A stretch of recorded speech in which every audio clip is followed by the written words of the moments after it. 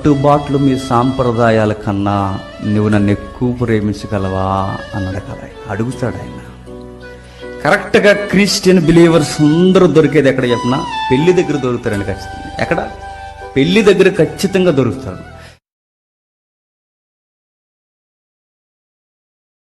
పెళ్లిలో జాకెట్ ముక్కల దగ్గర నుండి కార్డులకు పశువు రాసే వరకు, అక్కడి నుంచి రాటేసే వరకు, రాట దగ్గర నుంచి తోరణాలు కట్టేంత వరకు, తోరణాల దగ్గర నుంచి దేవుణ్ణి ఎక్కిరించేలా మెడలో తాలిబొట్టు కట్టేంత వరకు, అడుగు అడుగున ఆయన అవమానిస్తూ, అడుగు అడుగున ఆయన గుండెల్ని గుచ్చేస్తూ, నేను ప్రేమిస్తున్నానని చెబుతూనే ఆయనకి ఇష్టం లేని పనులు మనం పెళ్లిల్లో ఎన్ని చేయని చెప్పండి.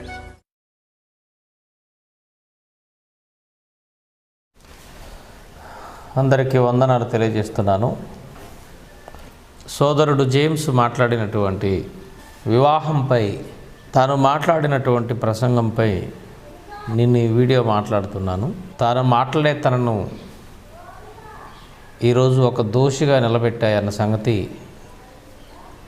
సోషల్ మీడియాలో వస్తున్నటువంటి అతని ఎంగేజ్మెంటు ఫొటోస్ను బట్టి మనకు అర్థమవుతుంది. ప్రియులారా, బైబిల్లో ఒక వాక్యాన్ని మనం చూద్దాం. ప్రసంగి గ్రంథము 10వ అధ్యాయం 12వ వచనాన్ని మనం చదువుకుందాం. ప్రసంగి గ్రంథము 10వ అధ్యాయం 12వ వచనంలో దేవుడు ఏమంటున్నాడో ఒకసారి బైబిల్ చూద్దాం. జ్ఞానుని నోటి మాటలు ఇంపుగా ఉంటాయి, అయితే బుద్ధిహీనుని నోరు వానిని మృంగివేయును అన్నాడు. బుద్ధిహీనుని నోరు వారిని మృంగివేస్తుంది అంటున్నాడు. నేను సహజంగా అండి యవనస్తులైనటువంటి సేవకుల్ని అంత తొందరగా నమ్మనండి. ఎందుకంటే వీళ్ళకి తొందర ఎక్కువ, మాటలు తొందరే,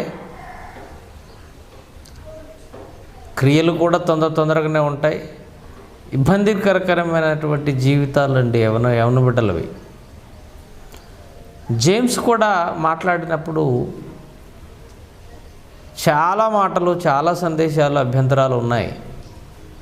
చిన్నపిల్లాడు తెలుసుకుంటాడు, సరి చేసుకుంటాడులే అని చెప్పేసి నేను మాట్లాడటం,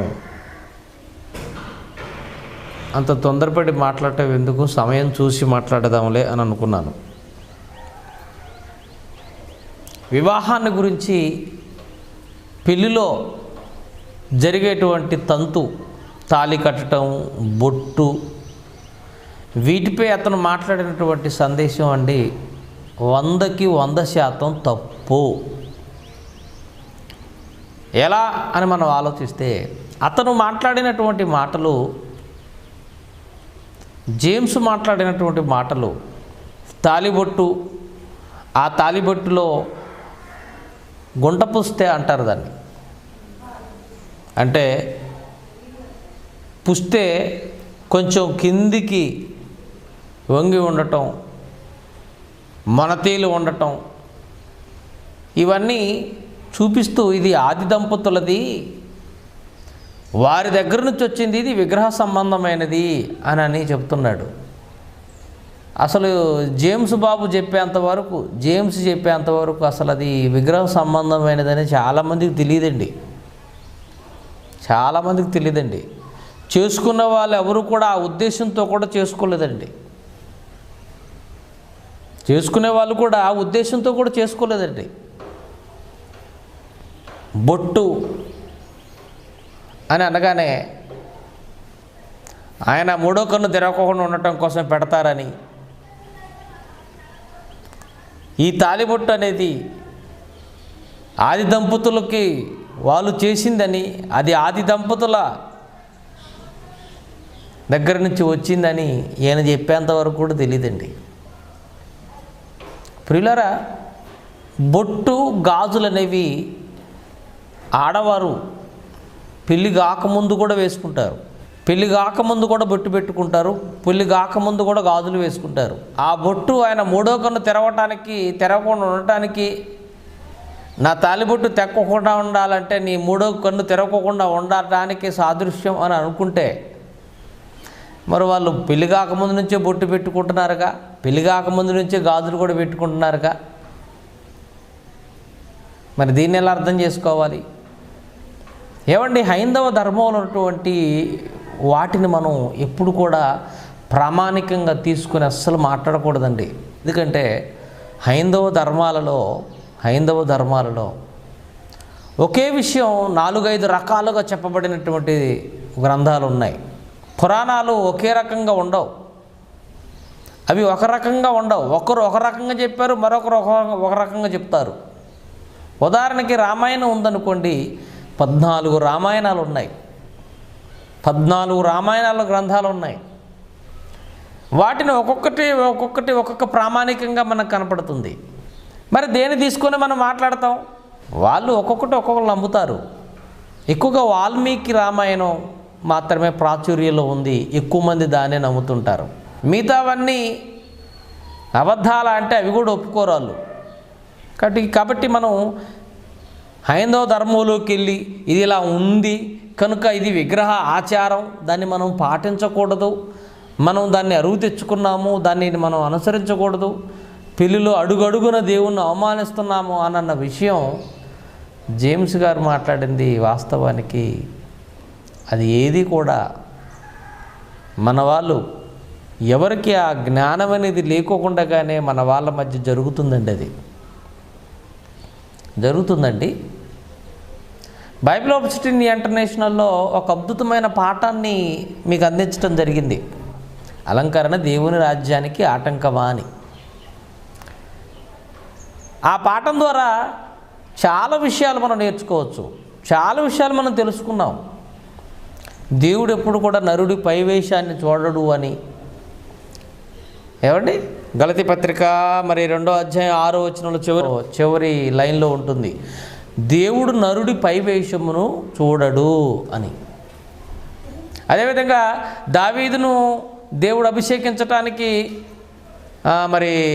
ప్రవక్తని అక్కడికి పంపించినప్పుడు అతని సోదరులందరూ ఆయన దగ్గరకు వచ్చినప్పుడు మొదటివాడు యెషయా కుమారుడు మొదటివాడు రాగానే అతని ఎత్తుని, అతని రూపాన్ని చూసి అబ్బా ఇతనే దేవుడు ఎన్నుకున్నటువంటి వ్యక్తి అని అనుకున్నప్పుడు దేవుడు అంటున్నాడు, నరు లక్ష్య పెట్టే వారిని లక్ష్య పెట్టను, అసలు నేను నరుల పైవేషమును చూడను, నాకు అది అవసరమే లేదు, పై రూపాన్ని నేను చూడను, పైవేషముని నేను చూడను.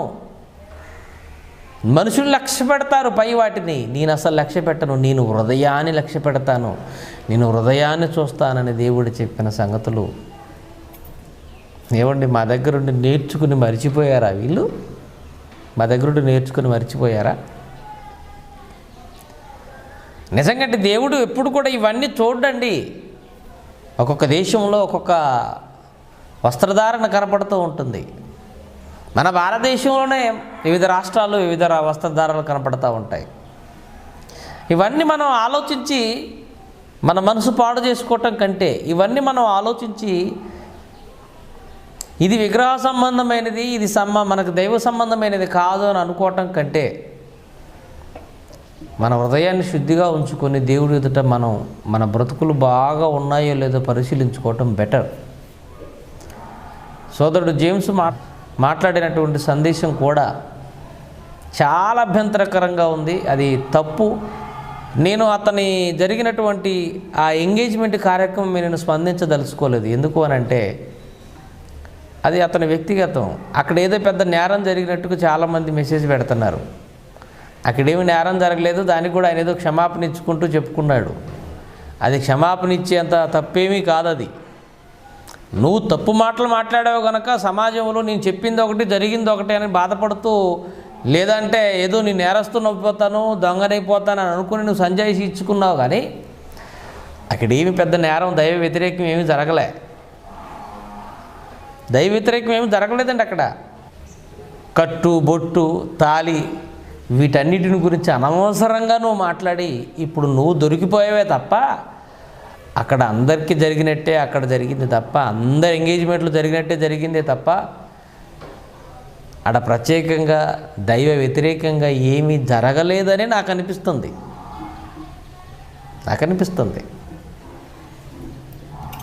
కాబట్టి జేమ్స్ పెళ్లిపై మాట్లాడినటువంటి ఆ సందేశం శుద్ధ తప్పు. తన మాటలు తాను వెనక్కి తీసుకుంటే మంచిది.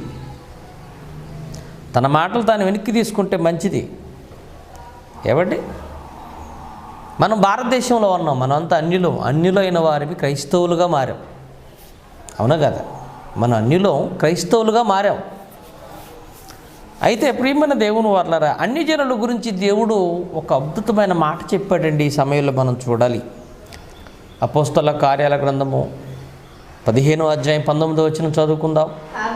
కాబట్టి అన్యజనులలో నుండి దేవుని వైపు తిరుగుచున్న వారిని మనము కష్టపెట్టక విగ్రహ సంబంధమైన అపవిత్రతను, జారత్వమును, గొంతు పిసికి చంపిన దానిని, రక్తమును విసర్జించుటకు వారికి పత్రిక రాసి పంపవలనని నా అభిప్రాయము.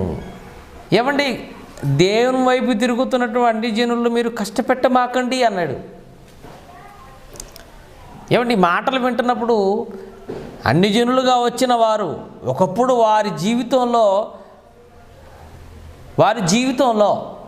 గొంతు పిసికి చంపిన వాటిని విషయమే కానీ, విగ్రహ సంబంధమైనటువంటి వాటి విషయమే కానీ, ఈ లోక సంబంధమైనటువంటివి ఎన్నో వారి జీవితంలో ఉండి అక్కడి నుంచి ఇక్కడికి వచ్చారు వాళ్ళు. కాబట్టి వాటి విషయమై వారిని మనం ఎక్కువగా కష్టపెట్టక వారికి ఒక మంచి క్లారిటీ ఇవ్వాలి. వారిని మనం ఇబ్బంది పెట్టద్దు, వారిని మనం కష్టపెట్టద్దు అన్న మాటలు మనం బైబిల్లో చూస్తున్నాం. కాబట్టి ఈ తాళిబొట్టు ఆది దంపతులది.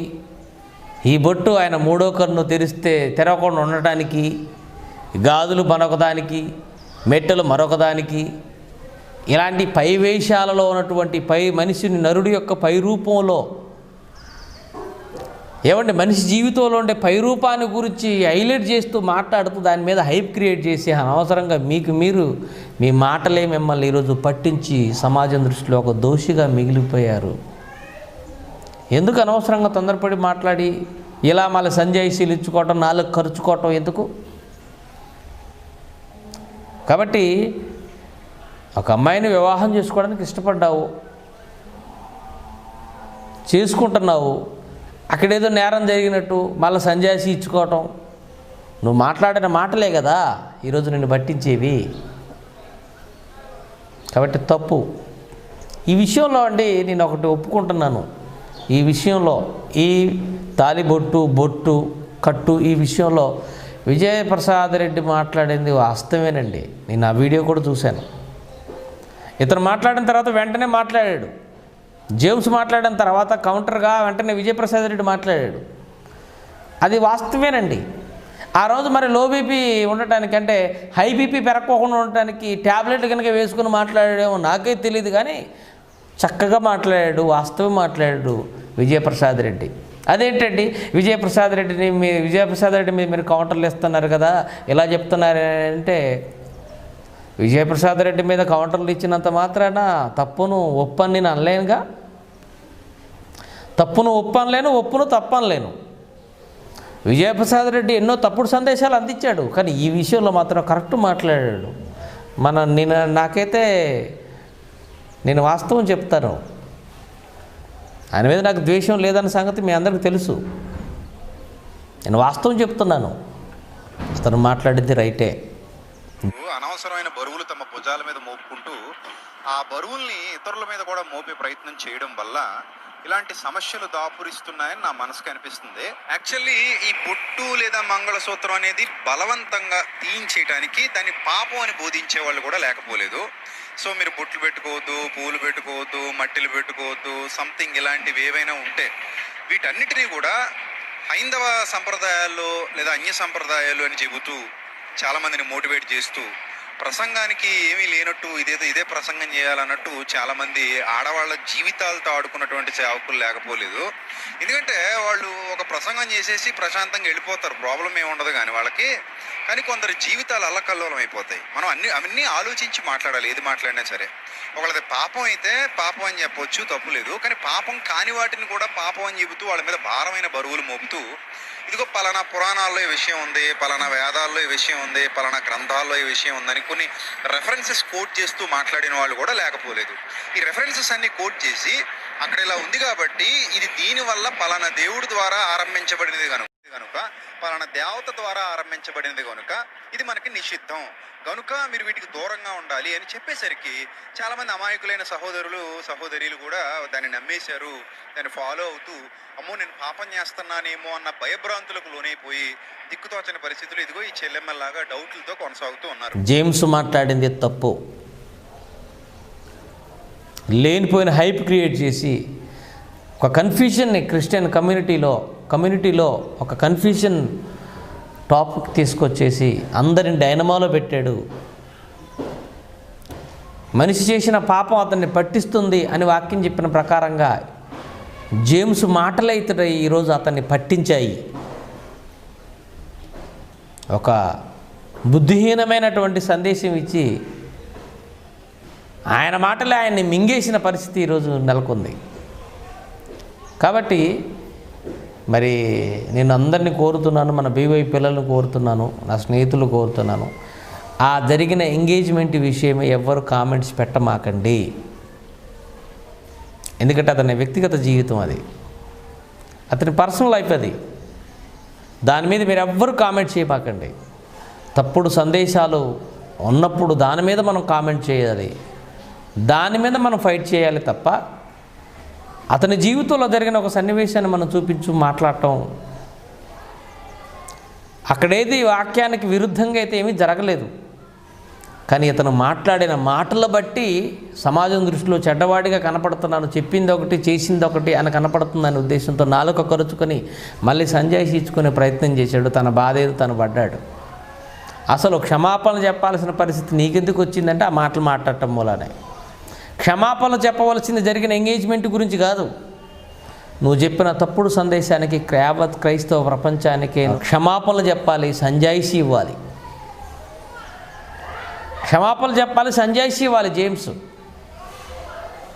కాబట్టి మరి ఈ విషయమై మీరందరూ కామెంట్ చేయకుండా ఉండటం మంచిదని నేను కోరుకుంటున్నాను. తన తప్పును తాను తెలుసుకొని మళ్ళీ వివరణిస్తూ, నేను తప్పు మాట్లాడాలని వివరణిస్తే మంచిది జేమ్స్, నువ్వు ఒక మంచి సహోదరుడిగా మిగిలిపోతావు. లేదు అంటే తప్పుడు సందేశాలు తీసుకొస్తే మాత్రం నేను ఇప్పటికీ ఎవరిని విడిచిపెట్టట్లేదు, అందులో నిన్ను కూడా విడిచిపెట్టను. జాగ్రత్త.